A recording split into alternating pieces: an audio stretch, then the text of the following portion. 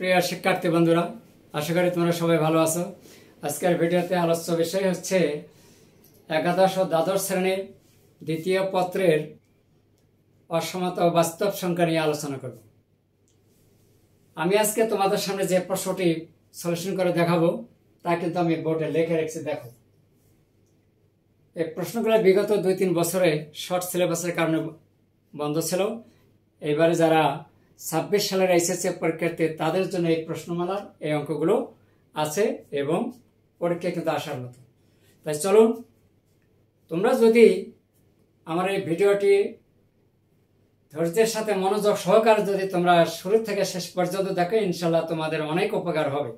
খুব সহজভাবে আমরা এই অঙ্কগুলো, এই প্রশ্নের সলিউশন আমরা করে ফেলব।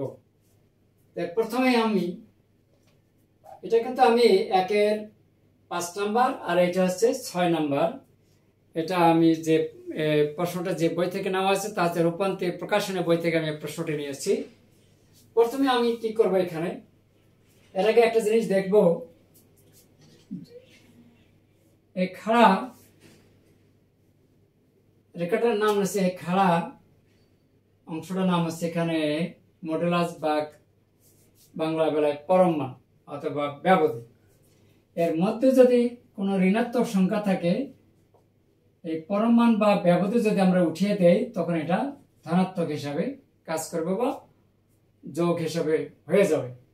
আমরা যদি এই বিষয়টা যদি মনে রাখি, তাহলে পরম মানের মধ্যে যে কোনো ঋণাত্মক সংখ্যা থাকলে পরম মান উঠিয়ে দিলে তা কি হবে, ধনাত্মক হয়ে যাবে। তাহলে এই ফর্মুলাটাই আমরা, এই নিয়মটাই আমরা এখানে কাজে লাগাবো। তাহলে আশা করব তোমরা শুরু থেকে শেষ পর্যন্ত দেখতে থাকো, সহজভাবে বুঝতে পারবে। তাহলে আমরা এই চিহ্নটাকে আমরা খাড়া রেখা, এই ডান্ডিত্বটাকে আমরা কি বলি, ব্যবধি অথবা পরম মান, আর ইংরেজিতে বলা হয় মডুলাস। মডুলাস বাংলায় বলবো পরম মান। এর কাজটা কি, এর মধ্যে বা ভিতরে যদি কোনো ঋণাত্মক সংখ্যা থাকে পরম মান উঠিয়ে দিলে বা মডুলাস উঠাই দিলে আমরা এখানে প্লাস সংখ্যা পেয়ে যাই। তো চলুন তাহলে আমরা এখানে আসি। এখানে আমরা দেখব -6 থেকে 2 বিয়োগ করলে আমরা এখানে কি পাবো, -4 পাই। -4 পাই মাইনাস, এখানে আমরা পেয়ে যাব -9 থেকে 1 বিয়োগ করলে পাওয়া যাবে -8। বড় করে পাশে দিয়ে দিলাম। এখন আমরা এই পরম মান চিহ্নটি আমরা উঠিয়ে দেবো, তাহলে এখানে আমরা পাবো +4 মাইনাস এই পরম মান যদি আমরা উঠিয়ে দেই তাহলে এখানে পাওয়া যাবে +8। এই প্লাস মাইনাসে মাইনাসে আবার এইটা আর এটা চলে আসলো। এখন আমরা কি করব, -8 থেকে +4 বাদ দিলে কিন্তু -4। আবারও আমি পরম মান চিহ্নটা উঠিয়ে দিলাম বা মডুলাস উঠিয়ে দিলাম, তাহলে এখানে হয়ে যাবে +4। এই ছিল এই প্রশ্নটির সলিউশন বা ফলাফল। এরপরে আমরা এই প্রশ্নটা আমি তোমাদের সামনে সলিউশন করে দেখা দিচ্ছি। এখানে কি থাকবে, 13 প্লাস, ভিতরে আমরা একটু যোগ করে নেই, -1 -4 যোগ করলে -5 -3 মাইনাস, এটা যদি উঠিয়ে দেই তাহলে এখানে পাওয়া যাবে +8 আর প্লাস আর মাইনাস -8।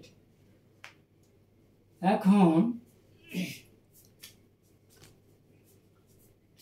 এখানে পাচ্ছে 13 প্লাস, এই পরম মান চিহ্ন উঠিয়ে দেবো, তাহলে এখানে পাওয়া যাবে +5 আর এখানে এই দুটো যোগ করলে পাবো আমরা -11।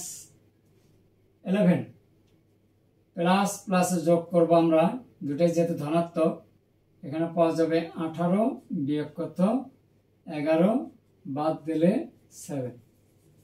এই ছিল আজকের এই প্রশ্ন দুটির সলিউশন বা ফলাফল। আশা করি তোমরা বুঝতে পেরেছো, খুবই সহজ, তেমন কোনো জটিল না। এই প্রশ্নগুলো বেশিরভাগ কতে আসে এবং মাঝে মধ্যে এমসিকিউতে আসে।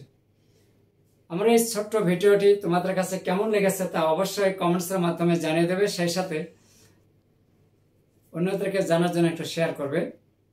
আর যারা হয়তো ভিডিওটি ইউটিউব চ্যানেল থেকে দেখবে, আমার একটা ইউটিউব চ্যানেল আছে ম্যাথ ট্রেন্ডস লাইভ।